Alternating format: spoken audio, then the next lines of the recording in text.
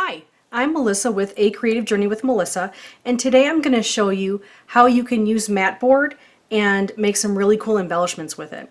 What I did actually is make a card creation, but wanted to show you how I did that in more detail as far as the mat board, but I'm going to show you real quick how I made this card specifically.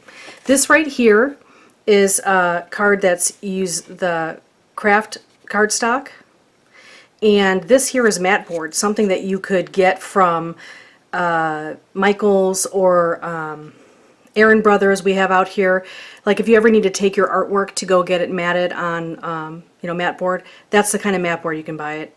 And you buy it in huge sheets, they could cut it down for you, so it's really actually quite helpful.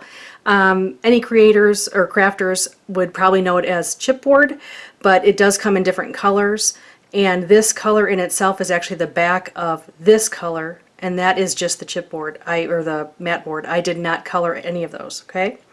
This here is one of the papers that I created last week with the ink and the water spraying. So as I said before, I'm just going to make a few extra, and this worked out perfect for today's project.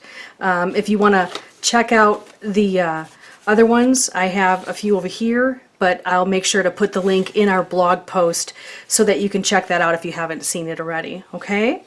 So that's the card I created. It's pretty simple. I had the backing, then I used the back of the paper I made last week. I ran this through my die cut machine. I stamped So Grateful from the Fall and Winter Holiday Sentiment stamp set from A Creative Journey with Melissa. And then I used my pen right here and just put a few little accent dots to add a little bit of design to that, and that's it. So we're set with that, okay? So all I'm going to show you here is to cut your mat board. That's really all that this is for. All these items here are what I used for the creation, okay? And this foam dot I actually used underneath the So Grateful. I should have mentioned that, I'm sorry. And then I used adhesive to attach this and attach the top of this part of the coffee die. The coffee die in itself is a Tim Holtz die. I'm grabbing that right now. It is number 660232. It's called Fresh Brewed. And if you were lucky enough to join us for the coffee blog hop, the Coffee Lovers blog hop, it was amazing. So of course I'm still in the mood for coffee. But anyway, so I'm going to move this stuff aside. We don't need this because I've already done the creation. Okay, and this here is the die. This is all the pieces you get. Now the reason why I'm showing you how to die cut this is it sounds like a pretty simple task, and it pretty much is. It's just that when I started to create this, I realized that I did it and it didn't come out as well as I had hoped. So the mat board is relatively thick. I would guess 1/8 of an inch, 1/4 of an inch. Well, no, it's 1/8 of an inch probably, maybe even 1/16 of an inch, but it's pretty rigid, okay? So you can push on it and it's not going to go anywhere. So you want to make sure that this is a really great type of material for you to use for any embellishments you want to make. But some people haven't thought of using mat board, and I thought I'd share that little tidbit with you. Now what I did was I did 2 of them. The first one I did was this, and it did not cut through all the way. Okay, as you can see, there's still some parts to it, and there was 2 reasons, and I'm going to show you why in a second. For one, I have been told and have learned that when you're die cutting the Sizzix dies, if you do them straight on, sometimes they don't cut as well as they do if they're just tilted just a little bit this way or a little bit this way. Okay, so the first time I did this, I did it straight on, and I only ran it through once. So I only literally took it through one time, and that was it. Okay, with this one, which you can see did great, and that's actually what I used for my creation here. This, not only did I do it at an angle, I also ran it through this first time and then ran it back through again. So I did it twice, okay? So at any rate, I just wanted to show you that. I'm going to show you how this works. I'm going to grab my Big Shot, which is my manual die cut machine. I have the proper platforms right here, okay, And I also have some mat board that I can use. So this is the mat board. This is what I had. I actually had this in stock for quite some time. In my stash, I like to make books with it. So I just use some adhesive, cover it up, and you can even bind it. You can use the crocodile and make some holes and use some really cute little rings. There's a whole bunch of different stuff you can do with that. But at any rate, so this is the front and this is the back. At least that's how I looked at it. It doesn't really matter. Whatever you want to call what is fine. So I'm just going to make sure that I take this and I'm just going to cover this up.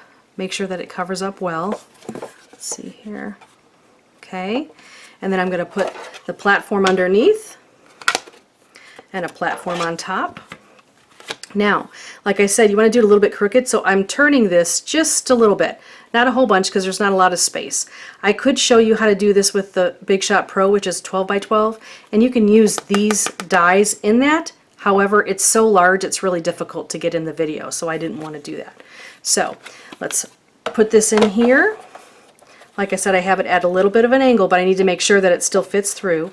And this is pretty thick, so it's going to feel like it's not going to go, but it does. I've already done it.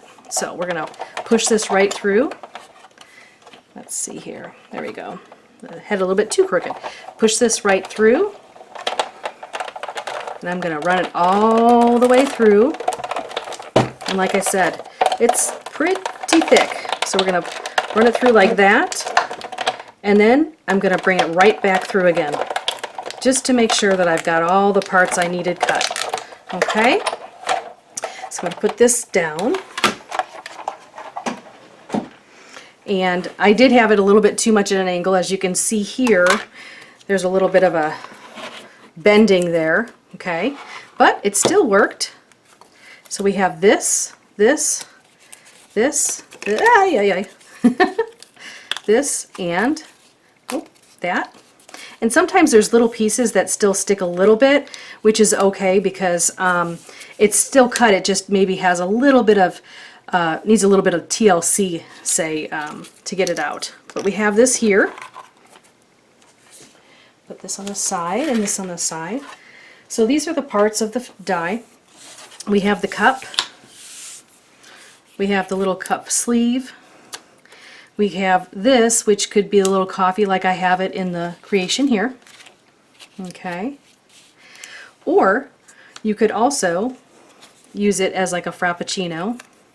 Actually, in this case, I'd probably do this. Switch it around, because this looks like the whipped cream, right? And then we could do this. And then it comes with this too, so we can put a little label on that. And here's the straw. Either way, okay? So that's what it looks like. But I wanted to show you how you could use mat board for your creations, for your embellishments, especially your thicker ones, because it's less expensive and it also has, it's already got a side complete for you. So basically you don't have to color anything, or you can use your Copic markers or your Camellia markers, of course, and color the outside of this or do whatever you'd like. So I hope you enjoyed this tutorial for today. I hope you be sure to, sorry, my brain just stopped functioning and you get to listen to that. I hope you make sure that you subscribe to our YouTube channel and to our blog, and make sure you check out our blog link in the information at the YouTube, in our YouTube information below, and you'll be able to check out to see if you're one of the winners for last week's giveaway. I hope you have a great day, and thank you so much for joining us, and I hope you enjoyed going on a creative journey with Melissa. Have a good one. Bye-bye.